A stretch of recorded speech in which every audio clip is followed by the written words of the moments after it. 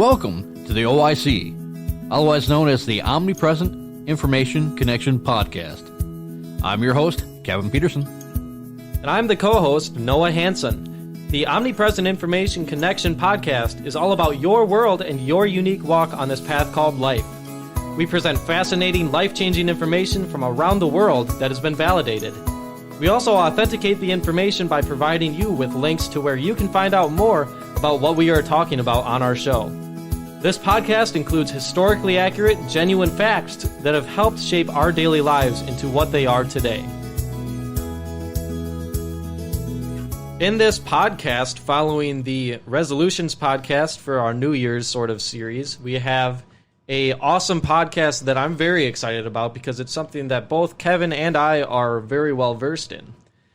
We've been looking into what makes a person authentic. We've been looking at what authenticity means both to us and to our families and surrounding peoples and communities.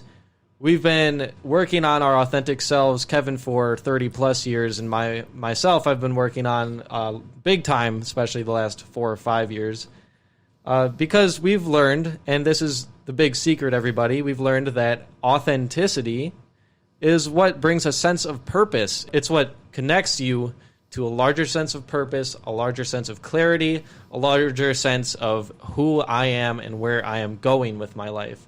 So it's pretty important to discover who your authentic self is and to really work on creating a bond, creating a connection to the authentic parts of yourself. Yeah, and especially in a new way. That's right. That's what a new way is all about, isn't it? It's really about providing the information that brings out your authenticity, whatever that information may be, wherever it may be, whatever posts you're interested in, videos and podcasts. All it does is it really generates a good platform where you can really feed your authentic self. So we're going to start here today at this Elements of Authenticity podcast. We're going to start by defining authenticity in itself. What does authenticity even mean? Kevin, could you go ahead and tell us the definition of authentic? Well, being authentic and of undisputed origin and genuine is being authentic. That's the definition of authentic. Authentic is being able to be honestly and transparency, being vulnerable, and being honest in a transparent way. Beautiful. Beautiful. And that's both what it means in any sort of sense, the undisputed origin and genuine, but also in a more personal sense with the vulnerability aspect. I like that. I like the way you define authenticity. I think that's all very true. And based on what Mother Teresa has to say, I'm going to quote her in a second here, she would agree with you, I think. And Mother Teresa says, "Honesty and transparency make you vulnerable. Be honest and transparent anyway." That's Mother Teresa for you. And I think there's so many quotes by Mother Teresa that are just golden. So you may hear her again on this podcast. Who knows? Now I'll move into a little bit more of a consumeristic way of looking at what authenticity means. In a recent study conducted by Stackla in their 2017 Consumer Content Report, they surveyed 2,000 adults in the US, the UK, and Australia in order to discover what content they create, trust, reference, and are influenced by throughout their customer life cycle. So throughout the entire time of them buying products, selling products, they wanted to know what exactly are the products that you most look for when you're looking for products. And their findings were that 86% of people say authenticity matters when they're deciding what brands they like and support. It says, to win the hearts and business of your target customers, you have to convince them that you are a trustworthy and authentic individual or business or whatever it is that they're buying products from. Being authentic means being accountable and upholding your brand promise. So basically, being true to others and true to yourself is what the consumeristic sort of definition of authenticity means. But as you can see, it's definitely an influencer when it comes to what you're feeding into and when it comes to if something looks authentic to you, it is more drawing to the eye. It is more drawing to your pocketbooks even, it's saying in this Stackla Consumer Content Report. For more information on that, visit the links in the description below. But for now, we will move on. Right after this other point that 90% of the people surveyed that said authenticity was a factor were millennials. So millennials, it's even greater amounts of, they are looking for authenticity. And I myself am at the tail end of the millennial generation, so I can say from personal experience, if something is looking authentic, if something's being handmade and someone's putting love into it, that really has a lot bigger influence on what I'm purchasing versus just going to Walmart, you know? Right. Authenticity is highly valued on the whole. We don't like or trust people who come across as phony or false. That's right. And not surprisingly, we avoid such people. We seek friends and colleagues who are authentic. Authenticity is important, but what exactly do we mean by that term? And again, I'm going back to the term, and often we judge a person's authenticity by the passion and commitment they have for what they say and do. For sure, part of being authentic is standing up for what you believe in and speaking the truth as it seems to you, even if it is not what the other people want to hear. Right. And that's major, too. Right. And however, the question is authentic to what? People can be committed to and passionate about lots of things, but this by itself is not enough. Authenticity is more than when someone believes in what they say or act in a way that is consistent with their beliefs. An inauthentic person is equally able to stand up and say what they truly believe. We ought not to judge authenticity purely by the passion of a person who has what they have to say. Right, because what you're saying is an inauthentic person with inauthentic information could be passionate about that inauthentic information. Absolutely. It could seem authentic the way that's being given. The more important part of the authenticity question is to look at the character of the person, what's behind what they say. Now. Yeah, looking at, you're saying, like, look at all their actions beyond just the stage. Yeah, because humanistic psychologists would say that, by definition, authentic people possess a number of common characteristics that show they are psychologically mature and fully functioning as human beings. They have realistic perceptions of reality, okay, are accepting of themselves and other people, are thoughtful, have a non-hostile sense of humor, are able to express their emotions freely and clearly, are open to learning from their mistakes, and understand their motivations. This is what it means to be true to oneself and conversely inauthentic people, right? So who says that? This is Psychology Today. Psychology Today. And the link will be in the description below as well. I love their definition of it. It really gets into sort of the differences between what just looks authentic and what really is. And it's interesting, they've got all those different categories for what an authentic person is more likely to be like in their personality, I guess. You know, thoughtful was one of them. Yeah, and once again, I'll go over them.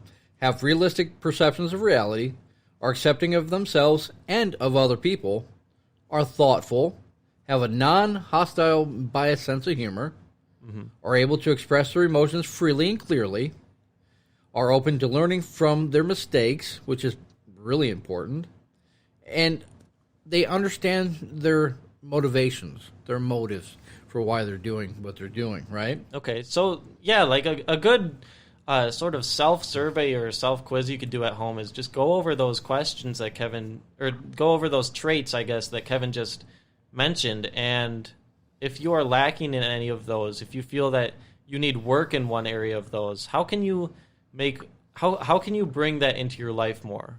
And why do you think you're lacking in that area?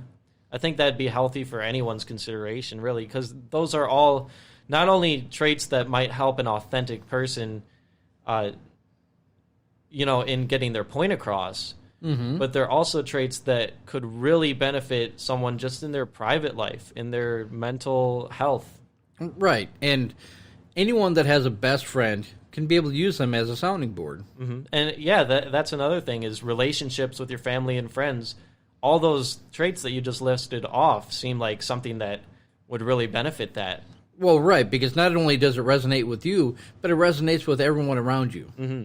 Indeed. And I did notice some of those traits you were listing off were things that I really did have to build up in myself to get to the point where I'm at right now, which is much better than the point I was at, which was a lot less authentic, a lot more needing to conform to the world around me in order to not only fit in, but in order to really be myself in this world, I guess, and expressing my emotions, things like that. Some of those traits you listed really grew in my life, especially in the last couple of years. Mm-hmm. Now listen to this. If behind what a person says and does is a defensive and self-deceptive approach to life, then no matter how passionate and committed they are to a cause, ultimately they're not being true to themselves. So that seems like it's a fight or flight scenario, an emergency mode scenario. Yeah, and tell us more about that, Noah. Well, you knew exactly where I was going with that. I had recently done a video, and I've learned a lot about brainwaves just in the last few weeks here. Like, I'd been lightly introduced to them earlier, but I didn't know the depth and the meaning and the honest-to-goodness value of knowing about our different brainwaves in the human brain. These are the waves that are picked up by an EEG machine, which is one of those machines that you place on your head with a bunch of different dots all over it, and they read the brainwaves in all different areas of your brain.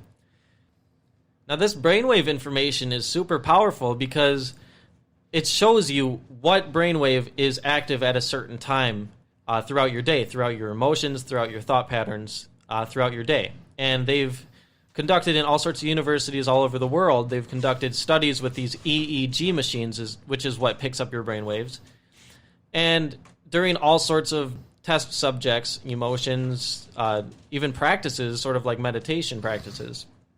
And we've picked up what these EEG machines say about these certain times, certain mindsets, certain emotions throughout people's days.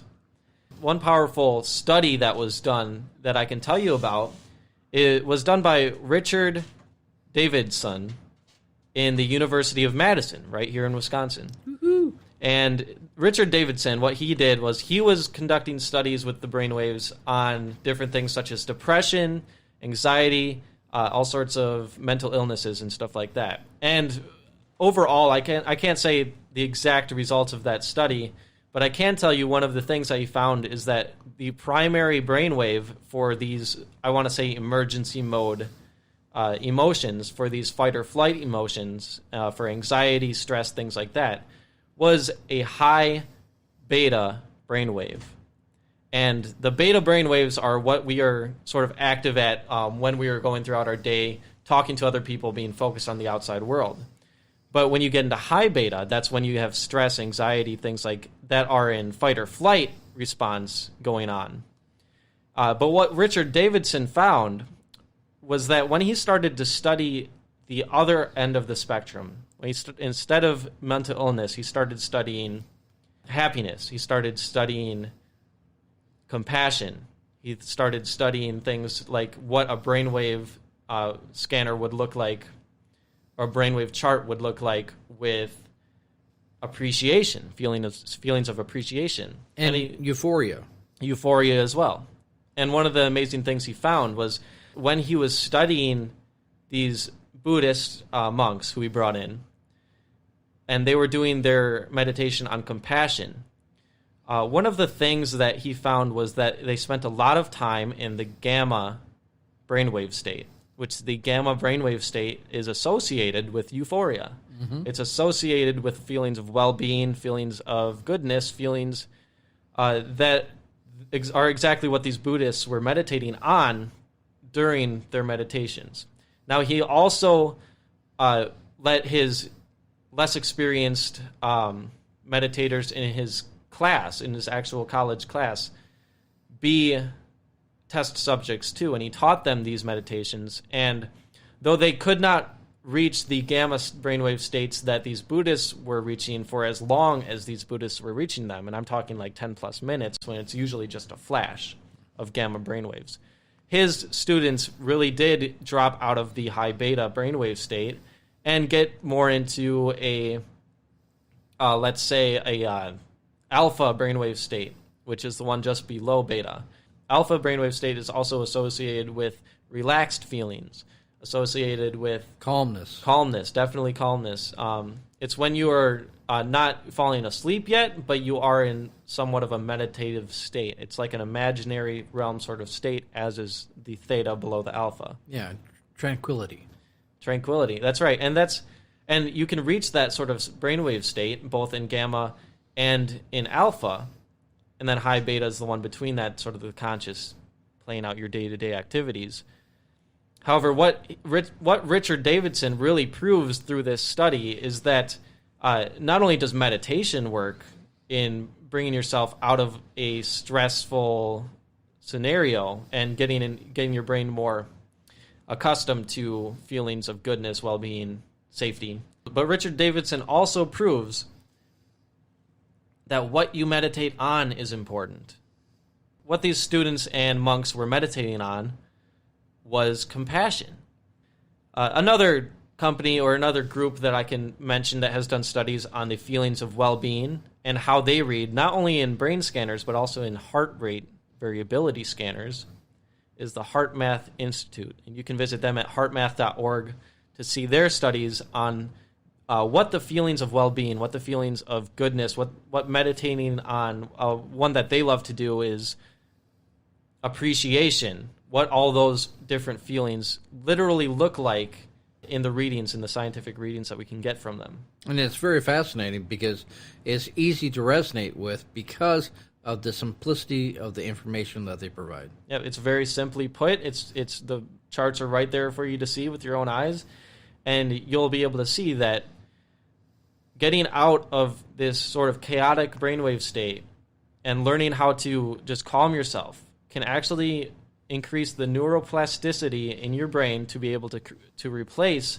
bad habits of being stressed, habits of looking at the world a certain way through the eyes of a pessimist, I suppose, and start to look at them through the eyes of someone who is a lot more relaxed, someone who doesn't have that much to worry about, even though the world may be feeling like it's falling on them, they can still handle it just because they are out of that emergency mode brainwave state. Right.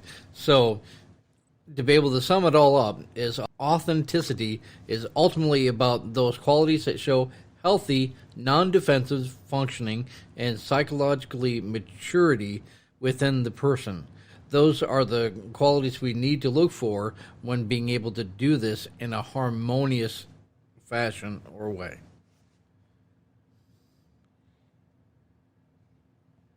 So, Kevin, do you want to tell us about what a lie detector test says about authenticity? A lie detector test covers 12 different segments of readings, and from the very high highs, meaning the ultimate lie, to the very low lows, the ultimate truth, to where it's flatlined, right? And that's associated with relaxed feelings and stuff, the lower readings. Yeah, so you got the gamma, the beta, all of that, right? Within a lie detector test, right? Right. But it's how the questions are addressed that takes you to that answer or that conclusion, right? Right. The reader really picks up when you are answering. And it's all on how you respond that the machine responds. And it absolutely instinctively, intuitively, almost as if though that there was a living spirit within the machine, could be able to dictate whether someone's being honest or not, whether someone is being anxious or not, whether someone's being happy, whether someone's being sad. All these different factors are on a needle Richter scale, right? Right. And as the needle bounces and goes up and goes down and stays flatlined, tells the reader a lot about the character of the person they're investigating. Right. And through that, they can be able to, with the right wording, get the right responses and get the right conclusions. Now, have I seen it in negative reverse to where they didn't. By not asking the right questions also reveals an answer, but one is more authentic, one is less authentic. You have to be able to know going in to this reading what you're trying to get out of the reading. Otherwise, it all becomes neutral flat lines, because not only does it deal with the interests of the person that's actually taking the test, but in the administrator administrating it, right? Are you saying that you can sort of cheat a lie detector test? Well, we know through physical fact that you can, but it's in the how process that you can be able to then beat it or cheat it, right? Gotcha. And so it's a way of conditioning yourself to be able to expect someone to be able to ask you that question and have you have an emotionally neutral response to it. Oh, okay. Interesting. Right? So what does that mean for authenticity, though? Because this person in question is not giving a correct answer, right? They're not giving an authentic answer. Well, they're authentically not giving the right answer. And that's the difference. An authentic answer, whether it's true or not, is going to look different on a lie detector test versus when you're trying to cover something up. Break it down simple. It is that same thing as a heart monitor. When your heart stops beating, it goes flatlined, right? Mm-hmm. So on a lie detector test, when you're speaking in a monotone voice and you're just responding in a monotone voice, you can literally, through that humming motion of your conversation, be able to have that needle stay flatlined because you're not happy, you're not sad, you're just flatlined, right? Okay. But it's when you get expressive with your voice, when you get expressive with your feelings, that the needle then bounces, right? Right. And so if you're nervous, then you're going to have a nervous tick or twitch to you. You're going to be a little bit shaky. And it's going to reflect in the actual needle metering, right? Mm-hmm. So in order to be able to get a good, authentic reading, you have to ask authentic questions getting to a destination. So that's why they started out with 3 questions that are simple, easy for you to be able to answer. What is your name? What is your age? Where do you live? Right? To try to get a baseline reading to be able to then go from there, right? That makes sense. So as far as what this has to do with authenticity, though, is that it gives you a baseline physical printout seeing on how authentic or not authentic you are in your conversation, in your approach, and how you actually think ahead prior to being able to ask the next question. Mm-hmm. So authenticity is being able to be so genuine and pure that it naturally leads to a conclusion without your subduing it into motion. Okay, and you're saying that you can do this whether you plan for it or you're just walking in there. Correct. So you can, by expecting, the questions, by expecting what questions they're going to ask you. It's all biorhythm. Otherwise, they can give authentic answers without any expectations and reach a just as authentic destination. Yeah, because anything authentic is going to have a fluctuation. But when you are being inauthentic, when you're taking a lie detector test in this scenario, when you're being inauthentic, the lie detector test is going to show your nervousness, basically. Correct. But it's also going to show a flat line. Because when you're not honest and truthful, you will have the spikes, but when you do it consistently, it stays flat. Right, because there's no... it only spikes because you're scared of the truth being revealed. Correct. But it stays flat when you are there's no emotion whatsoever put into this answer. This answer means nothing to me, it's just words. Right. And when emotionally doesn't matter to you, physically, it reflects. It's going to show. So that makes sense, and that sort of relates back to the brains, the brain waves. The brain waves, mm-hmm. because I mean, if you see a video that I'll put in the link of a brain in real time shooting off its brainwaves, it looks like a fireworks show. Like, I mean, that is an intense amount of electricity going on in your brain at all times. Well, you got neurons, you got photons, protons, all that going on, right? Yeah, and it's absolutely gorgeous if you look at it.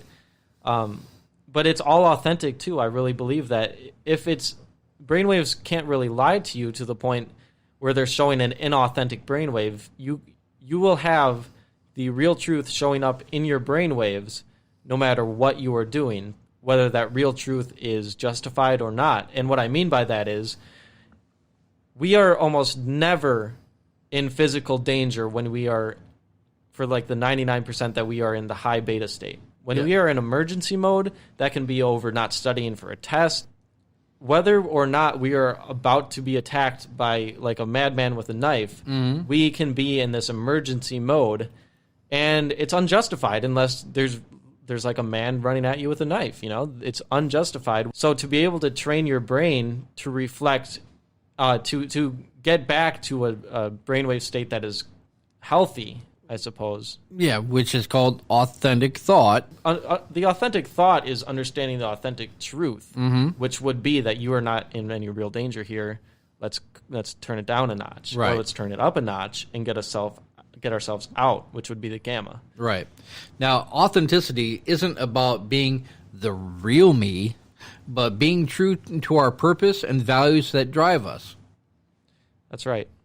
And so, if you have those, then you can be able to do what we're just talking about very simply, very easy, and with hardly any education at all, because it resonates with you immediately. And I like that definition that you gave a lot over all the other ones, because though you can define authenticity many ways, that one really shows the peak of authenticity, I think, because it's showing that the most authentic you can be is the one that's chasing after their dreams, goals, and desires in an authentic way, that has their life plan sort of, it's like something that is fulfilling them in every single moment of every single day, no matter, as long as they are working towards this, they can be authentic and they can connect with that place. Yeah. Now, the one I was talking about, though, included the nervousness as an authentic emotion, because it is. It is.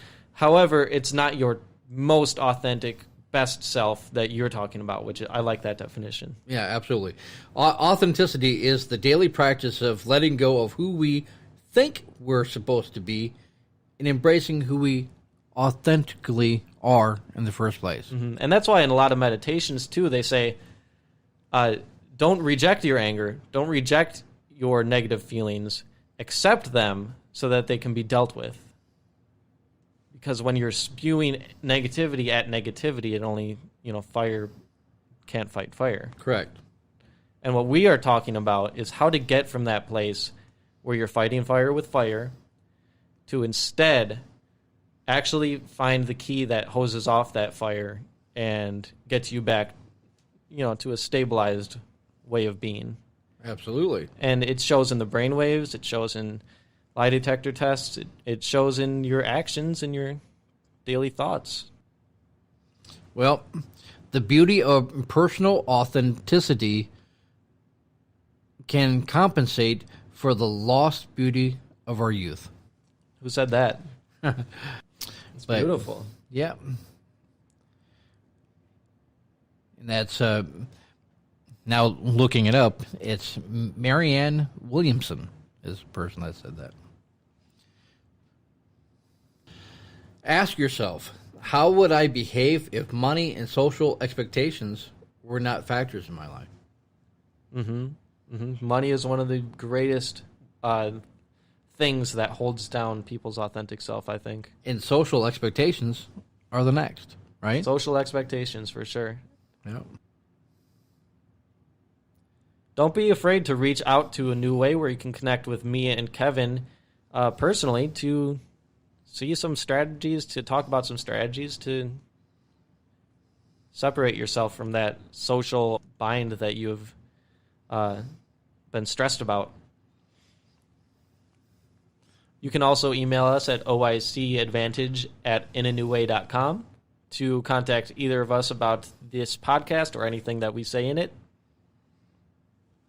Yeah, because the beauty of these podcasts and the availability of being able to connect with us via email, through telephone, through Messenger, through Facebook, through Instagram, through all these different outlets, the reason why we have so many is because we're wanting to be able to connect with the outlet that resonates best with you. Mm-hmm. We're trying to meet you halfway. Mm-hmm. Whatever's easiest for you, whatever you already have downloaded. So I have a personal study platform. So if you want to know more about authenticity, I've got a personal authenticity project that I've taught for the last 30 years on how to be able to become the most authentic you can be today.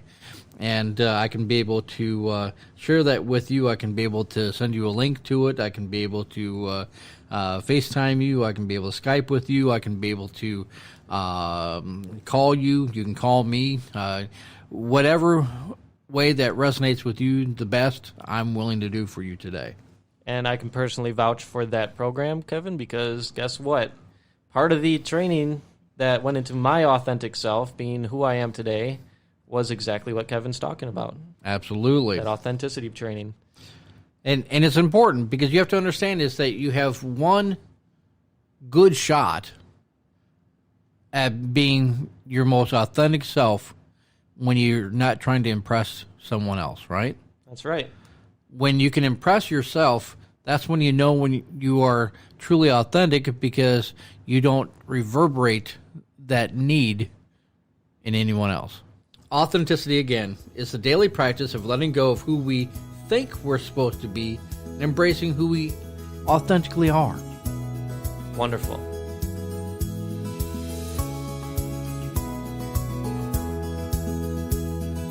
This has been another life-enhancing, authenticated podcast aired by the OIC and brought to you by the faithful OIC sponsors and contributors. Please tune in every week and subscribe to our podcast. And while you're there, explore our website with all the posts, videos, and podcasts that we have created with you in mind. While you're on the journey through our website, you will see our Patreon page where you can become a faithful contributor yourself with the freedom to be a part of our team today. Thank you.